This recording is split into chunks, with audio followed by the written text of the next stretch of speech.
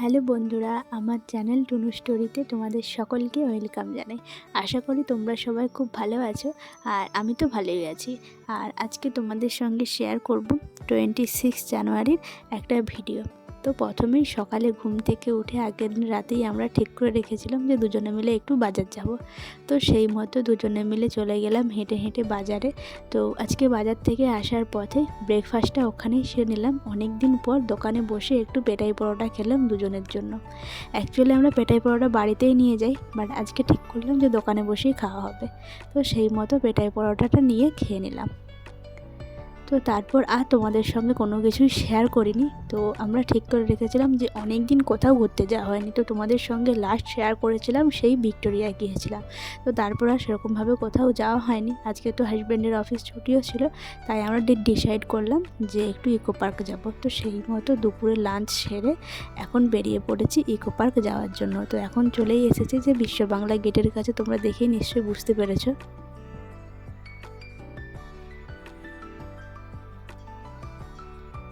তো তারপর আমরা চলে এলাম ইকো পার্কের গেট নম্বর 1 দিয়ে ঢুকে গেলাম, কারণ এখানে পার্কিং করার জায়গা রয়েছে। আর আমরা যেহেতু বাইক নিয়ে গিয়েছি, তাই আমরা গেট নম্বর 1 দিয়ে ঢুকেছি।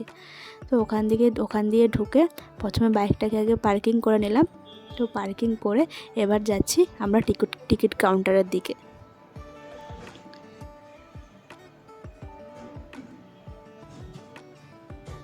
তো এই যে সামনেই দেখতে পাচ্ছ যে ইকো পার্ক টিকিট কাউন্টার। তো ওখান থেকে দুজনের জন্য দুটো টিকিট কেটে নেবো। তো তারপর টিকিট কেটে আমরা ভেতরে এন্ট্রিও করে গিয়েছি। আর ইকো পার্ক শীতকালেই বেশি যেতে ভালো লাগে, এর কারণটা তোমরা বুঝতেই পারছো, কারণ এত সুন্দর রং বেরঙের ফুল ফুটে থাকে। তো যার জন্য ইকো পার্কের সৌন্দর্যটা আরও দ্বিগুণ হারে বেড়ে যায়। আর যেহেতু এইখানে একদিকে লাল আর একদিকে হলুদ ফুল ফুটে রয়েছে, তো সেহেতু আমি একটু ফটো সেশন করার জন্য একটু দাঁড়িয়ে পড়লাম। তো অনেক ওখানে ফটো সেশনও করলাম।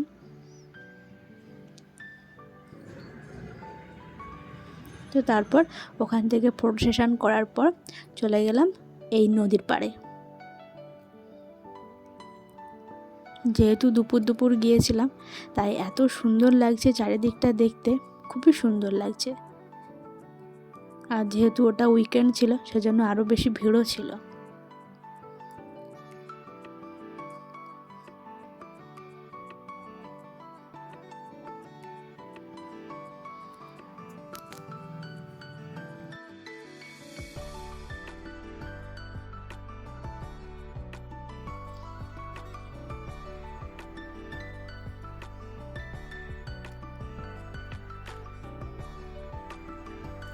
আর তোমরা কারা শীতকালে ইকো পার্কে গিয়েছো সেটা কিন্তু অবশ্যই জানিও। আর যারা যারা এখনও যাওনি তারা কিন্তু একবার ঘুরে আসতেই পারো শীতকালে ইকো পার্কটা।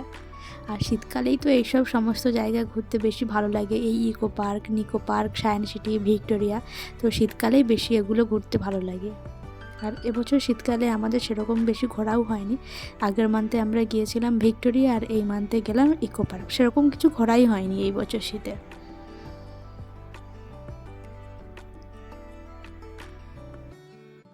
এবার তোমরা ভিডিওটা কন্টিনিউ দেখতে থাকো, আশা করি তোমাদের ভিডিওটা ভালো লাগবে।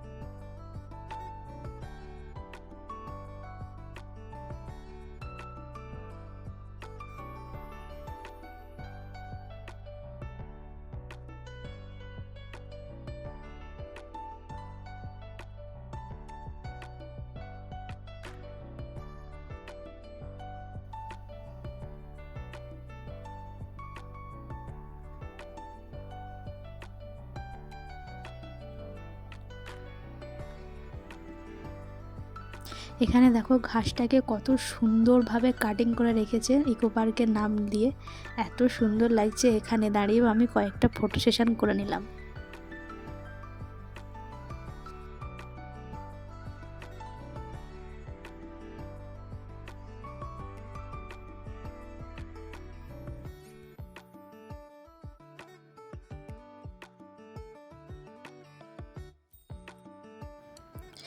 তো তারপর অনেকক্ষণ ঘোরাঘুরির পর নিয়ে নিলাম একটা চা ব্রেক। এখানেই ভেতরে লেমন টি বিক্রি হচ্ছিল, আর লেমন টি তো আমার খুব ফেভারিট একটা চা, বেশ টকটক মিষ্টি মিষ্টি, তাই দুজনের জন্য নিয়ে নিলাম দুটো লেমন টি। আর শীতের মধ্যে তো চা খেতে খুব ভালোই লাগে। তো তারপর লেমন টিটা কমপ্লিট করে একটু জাস্ট এগিয়েছি, তো তারপর দেখলাম ঘটি গরম বিক্রি হচ্ছে। তো সেটাও একটাই নিয়েছি, এটা দুটো নিইনি, এটা একটাই নিয়েছি। তো এখন ঘটি গরমটা বানাচ্ছে।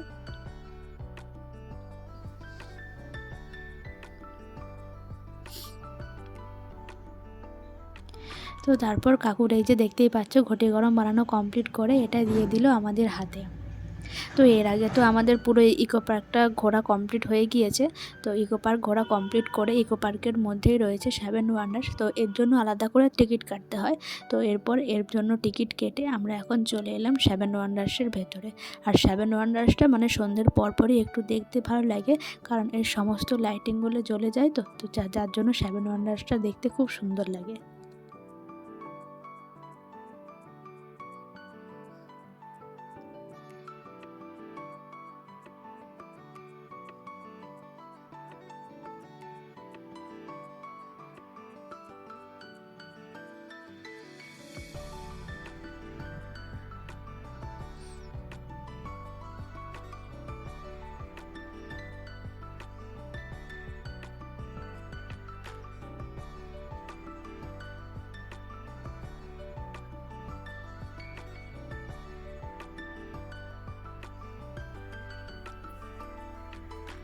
আর আমরা এখন যাচ্ছি তাজমহলের ভেতরে। আর এই যে তাজমহলের ভিতরটা ঠিক এরকম দেখতে। আর দেখো তাজমহল থেকে মানে সেভেন ওয়ান্ডার্সটা দেখতে ঠিক এরকম লাগছে, কত সুন্দর লাগছে দেখো লাইটিংগুলো পড়ার জন্য। আর সমস্ত সেভেন ওয়ান্ডার্সের ভেতরে আর ঢোকা হয়নি, জাস্ট বাইরে থেকে ভিডিও করে নিয়েছি, কারণ সন্ধ্যেটাও হয়ে যাচ্ছিলো তো, আর বাড়িও ফিরতে হবে, তো সেজন্য বাইরে থেকে ভিডিওটা করে নিয়েছি। তো আজকে তাজমহল থেকেই আমার আজকের ভিডিওটা এখানেই এন্ড করলাম। যদি তোমাদের ভিডিওটা ভালো লেগে থাকে তো অবশ্যই আমার চ্যানেলটাকে সাবস্ক্রাইব করে নিও, আর পারলে কিন্তু অবশ্যই শীতকালে একবার ইকো পার্ক থেকে ঘুরে আসো। তো তারপর আমরা চলে এলাম গেট নাম্বার 1-এ, যেখানে আমাদের বাইক পার্কিং করা ছিল। তো এখান থেকেই চলে যাব বাড়ি। টাটা।